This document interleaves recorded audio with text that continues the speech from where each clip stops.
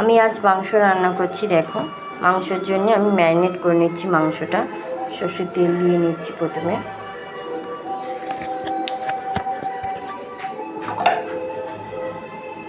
টমেটোর কুচি দিলাম, পেঁয়াজ কুচি দিলাম।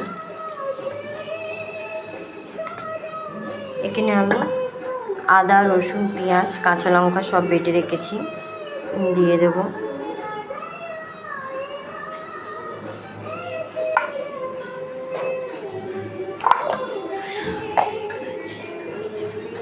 পরিমাণ মতো নুন দেব,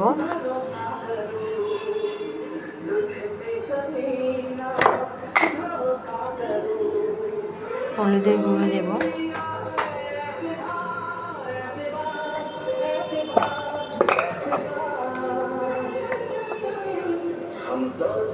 কাশ্মীরি লঙ্কার গুঁড়ো দিচ্ছি,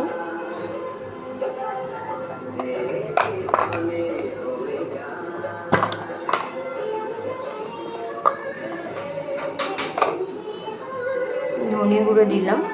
দিয়ে আমি ভালো করে এটাকে মাখিয়ে নেব।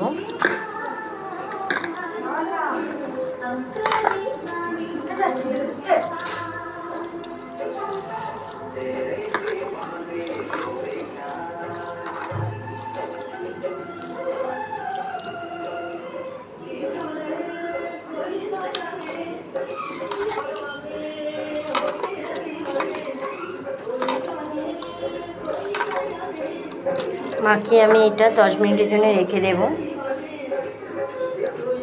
আচ্ছা, এখানে মাংস আর পুঁই শাকের চচ্চড়ি করবো। দেখো, পুঁই শাকটা আমি কেটে রেখেছি, কুমড়ো, আলু আর পুঁই শাক কেটে রেখেছি। এদিকে মাছের তেল আর মাছের মাথা দিয়ে আমি পুঁই শাক রান্না করব। আমি ফোড়নে তেজপাতা দিচ্ছি, শুকনো লঙ্কা, 5 ফোড়ন দিচ্ছি, দিয়ে আমি মাছের তেলটা দিয়ে দেবো এই ফোড়নের মধ্যেই। একটু নাড়িয়ে চাড়িয়ে আমি ডাঁটাগুলো ভেজে নেব সেই সাথে। এই মাছের তেলের মধ্যে আমি ডাঁটাগুলো ভেজে নেব। দেখো,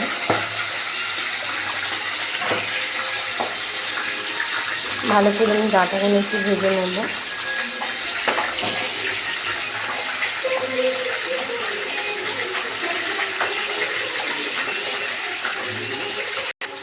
ডাঁটার মধ্যে আমি একটু পেঁয়াজ কুচি দিয়ে দিচ্ছি, দিয়ে আরেকটু ভালো করে ভেজে নেব।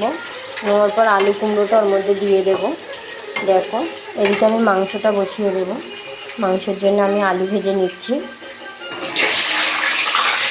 মাংসের আলু পেঁয়াজ একটু ভেজে নেব।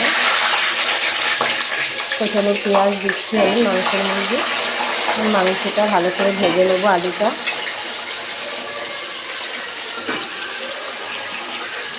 আলুর মধ্যে আমি কটা শুকনো লঙ্কা আর তেজপাতা ফোড়ন দেব।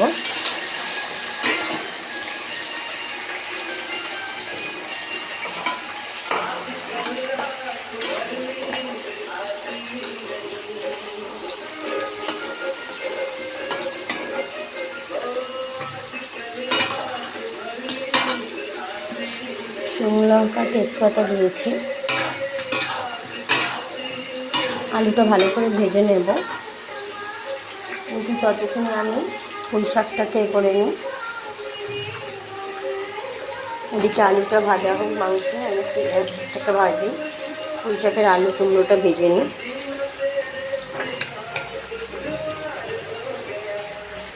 আলু আর কুমড়োটা দিয়ে ভেজে নিয়েছি। দেখো, আমি এর মধ্যে আদা রসুনটা দেবো।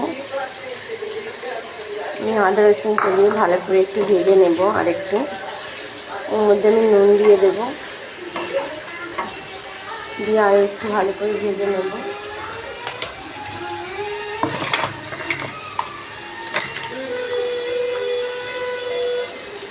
নুন দিচ্ছি, লঙ্কার গুঁড়ো দেবো একটু,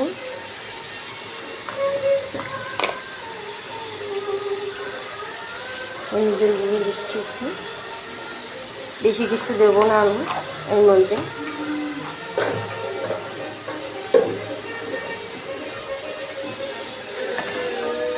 ভাজবো এবারে আমি এইগুলো দেওয়ার পরে।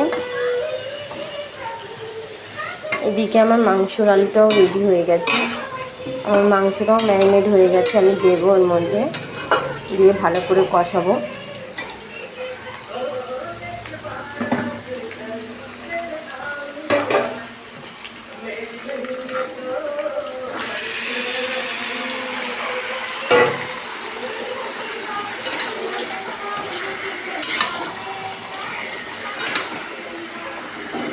মাংসটা ভালো করে আমি কষিয়ে নেব।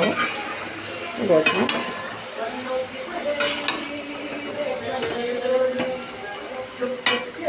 পুঁই শাকের সবজিটা সেদ্ধ হয়ে গেছে, আমি পুঁই শাকের পাতাগুলো দিয়ে দেবো।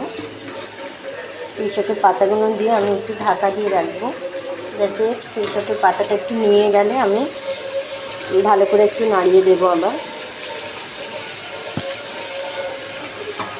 মাছের মাথাটাও আমি সাজিয়ে দিচ্ছি, দেখো ওর মধ্যে ভেজে রাখা মাছের মাথাটা।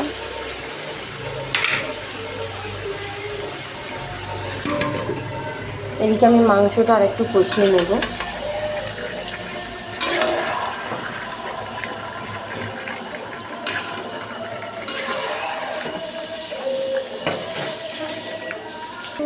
পুঁই শাকের চচ্চড়িতে একটু মিষ্টি দিচ্ছি, দেখো একটু মাংসের তরকারিতেও মিষ্টি দেব। যেহেতু মাংসটা কষানো হয়ে গেছে, আমি মাংসের তরকারিতে এবার জল দিয়ে দেবো। দেখো মাংস দিয়ে কিরম তেল ছেড়েছে, কষানো হয়ে এসছে। আমি এর মধ্যে একটু জল দিয়ে দেবো।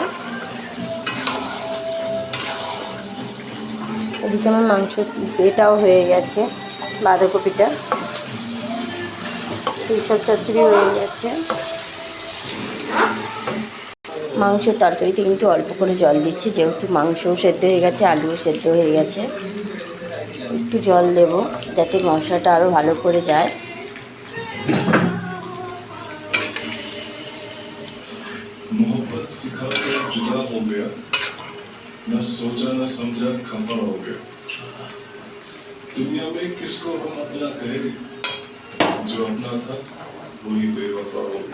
দেখো পুঁই শাক চচ্চড়ি আর মাংস কষাটা আমার হয়ে গেছে। দেখো আমি রান্না করে নিয়েছি, আমি ঢেলেও নিয়েছি তরকারিটা।